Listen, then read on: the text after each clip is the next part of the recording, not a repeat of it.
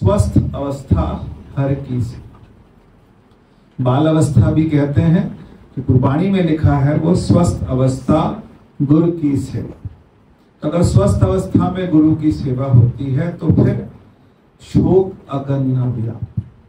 अगर हम अस्वस्थ अवस्था में परमात्मा का सुमिरन करेंगे तो फिर हमारे अंदर वो संस्कार नहीं रहेंगे, वो प्रवृत्ति नहीं रहेगी।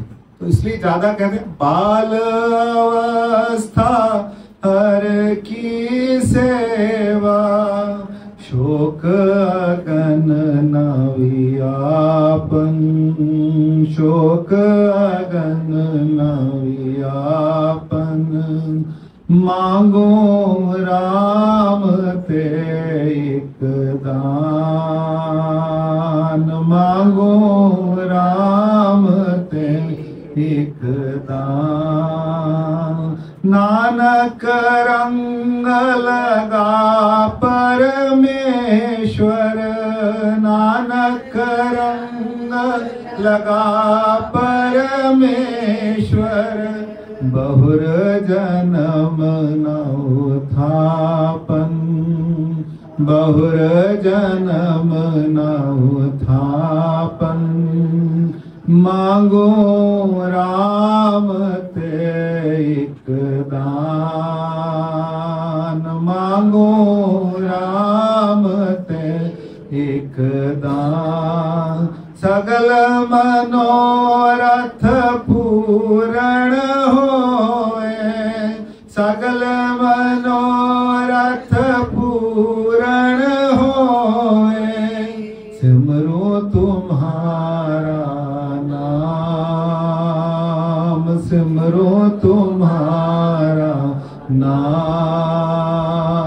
मांगो राम ते एक दान, मांगो राम ते एक दान।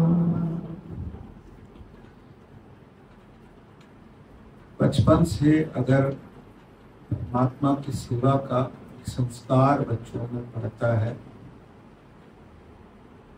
फिर वो बहुत गहरे में अंदर चला जाता है। और गुरबाणी भी कहती है कि शोक अगन, ऐसे व्यक्ति को शोक अग्नि। शोक का मतलब क्या है कि जीवन में बहुत तरह के सुख भी आते हैं और दुख भी आते हैं। माँ बाप कभी नहीं चाहते कि हमारे बच्चे के जीवन में दुख या कोई परेशानी, लेकिन नहीं चाहते तो आती नहीं। जीवन में सुख भी आते हैं, दुख भी आते हैं, परेशानियां भी आती हैं, उतार भी आते हैं, चढ़ाव भी। लेकिन इस उतार चढ़ाव में माँ बाप भी एक हद तक मदद कर सकते हैं।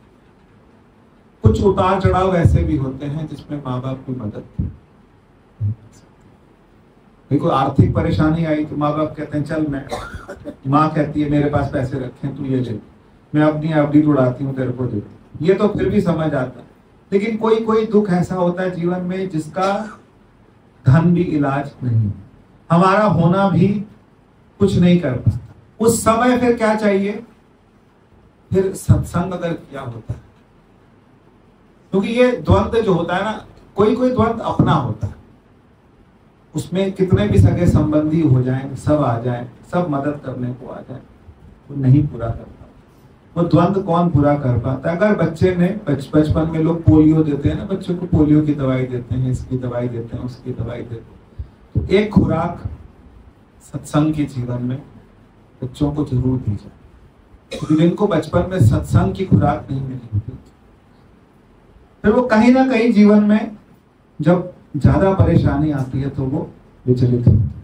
सत्संगी विचलित नहीं होता, उसको पता है कि अगर कोई नुकसान हुआ है तो वो दोबारा उसकी भरपाई हो जाए। हमारे अपने ही घर का एक बच्चा, मुझे कई बार उससे बात होती, मतलब सत्संग अगर जीवन में है, थोड़ा सा भी है, ज्यादा है, कम है, तो बच्चा समझ जाता है।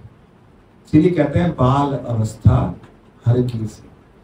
समझ ज्यादा आए, कम आए, कर पाए, नहीं कर पाए, कितना क्लियर हो रहा है, कुछ नहीं, पर सत्संग कान के थ्रू शरीर के अंदर मन के अंदर तक जाएगी ना, तो वो कहीं ना कहीं कभी ना कभी वो औषधि क्या करती, काम करती।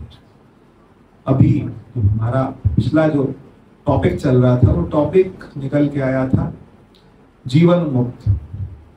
हम जो बात कर रहे थे जीवन मुक्ति की बात कर रहे थे। एक ऐसा शब्द है जो कहने में तो बहुत आसान है, लेकिन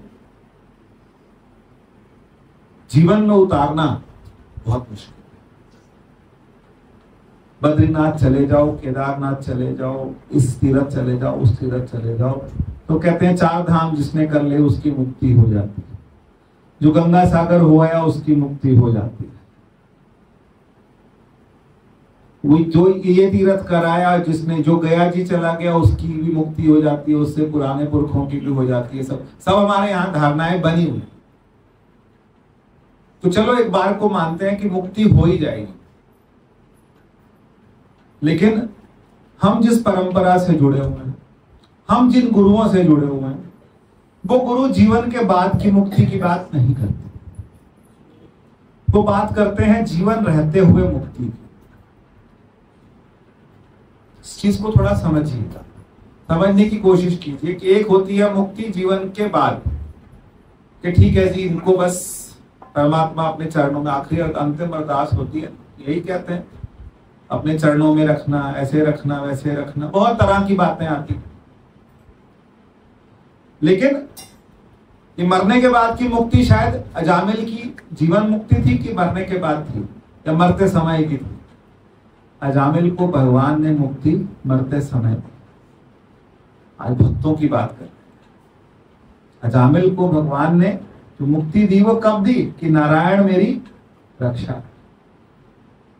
तो नारायण नारायण करते करते करते, सबने सुनी है ना कथा, तो सुनी है अजामिल की कि नहीं सुनी? अजामिल जो था वह वेश्या के पास जाता था, वहीं रहता था, लेकिन सामने एक बार उसने जीवन में एक बार क्या किया था? सत्संग किया था। सत्संग किया था तो वो सत्संग उसके अंदर था। जब ऐसा कुछ होने लगा तो फिर एक सबसे छोटा बच्चा हुआ, तो उसका नाम रखने के लिए उसके मन में आया कि किसी संत से पूछूं कि क्या नाम रखा। संत ने क्या कहा? उसका नाम क्या रख? नारायण रख। और जब उसका अंत समय आया तो उस समय उसको नारायण में मोह पड़ गया था, उस बच्चे में, अपने बच्चे में मोह पड़ गया था। तो वो बार बार कहता था नारायण नारायण।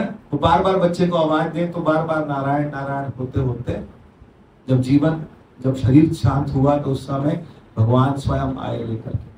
ये मुक्ति समझ आती है।